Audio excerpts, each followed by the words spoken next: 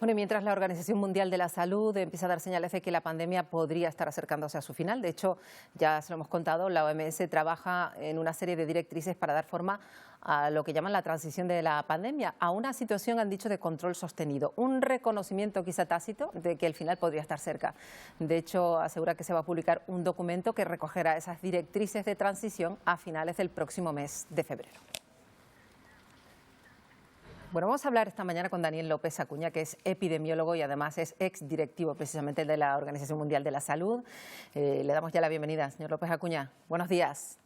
Buenos días, Marta, ¿qué tal? Bueno, empezamos con ese mensaje que ha lanzado desde la OMS. Usted suele ser muy prudente en estos casos. Yo no sé si atisba ese final de la pandemia o quizás un poco precipitado denominarlo como tal por el efecto que luego puede tener en la relajación de los ciudadanos, ¿no?, a la hora de percibir determinados mensajes.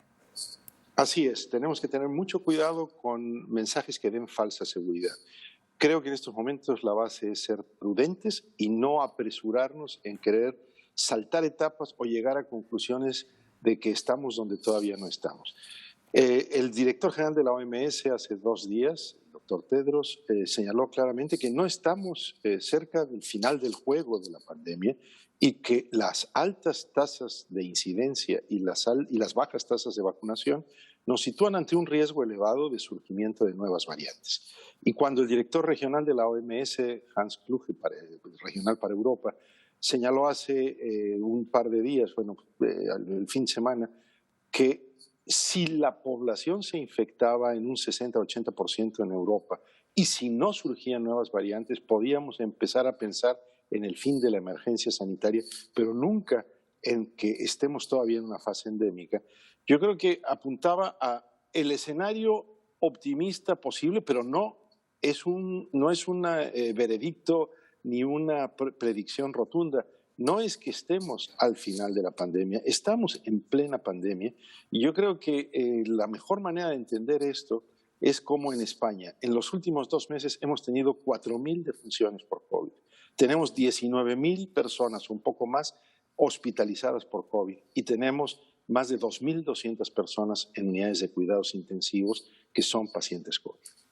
Insiste usted siempre en que hasta que no esté vacunada muchos otros países que no solo sean los europeos o Norteamérica, pues esto no habrá acabado. Ahí está la cuestión, ¿no? Exactamente. Yo creo que debemos entender que hay una tarea enorme para avanzar en la vacunación mundial para poder controlar la pandemia y por otro lado que todavía tenemos tarea en el ámbito español porque todavía tenemos un porcentaje importante de los niños menores de 12 años que no están vacunados. Hay comunidades autónomas que han avanzado mucho, Galicia, Asturias, con más del 70-80% de los niños que han recibido la primera dosis, pero el promedio nacional nos ubica alrededor de la mitad de este grupo infantil y cuando vamos a la segunda dosis con este grupo de 5 a 12 años, tenemos escasos 10% con la pauta completa. Entonces, ahí nos falta un trecho, nos faltan casi 4 millones de personas entre 20 y 40 años particularmente, no exclusivamente, pero casi todos, de recibir la pauta completa, es decir, la segunda dosis, no estamos hablando todavía de la dosis de refuerzo, y nos falta un porcentaje importante de la población con dosis de refuerzo.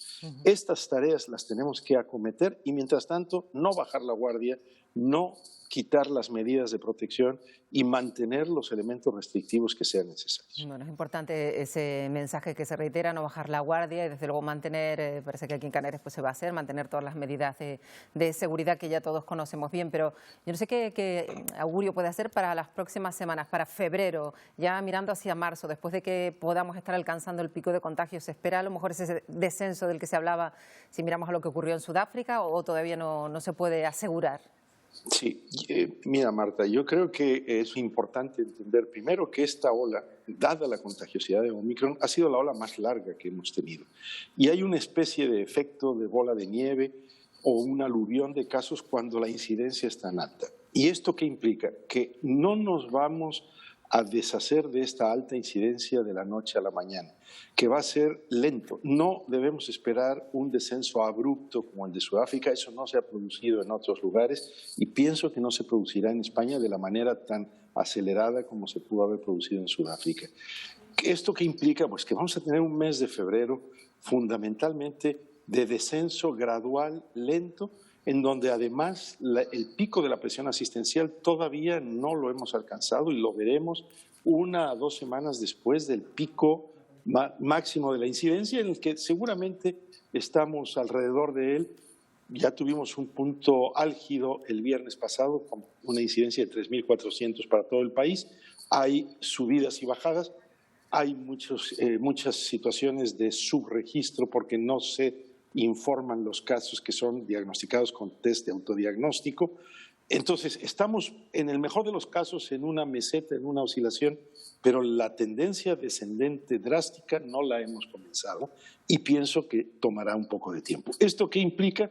Pues que tenemos que seguir con mucha prudencia, con medidas que sostengan a rajatabla el uso de la mascarilla, de la distancia física, para no propiciar reinfecciones, que no incurran en aglomeraciones y no pensar que estamos de vuelta en una nueva normalidad en la que ciertamente no estamos todavía. Bueno, pues el mensaje parece claro, señor López Acuña. Y luego hay más debates en medio de esta sexta ola de la presión asistencial. Luego también se está hablando de ese cambio de criterio que ha abordado la Comisión de Salud Pública, de ahora espaciar un poco más, pues recibir la dosis de refuerzo cuando se ha pasado la COVID. Yo no sé si estos cambios de criterio pues se deben hacer así porque se tiene en cuenta la opinión de los expertos, o esto también tiene un efecto perverso en la población que dice, bueno, pero es que no lo tienen claro. Digamos que hay que hacer caso a los expertos, ¿no? y plantearse pues eso cuando se recomienden.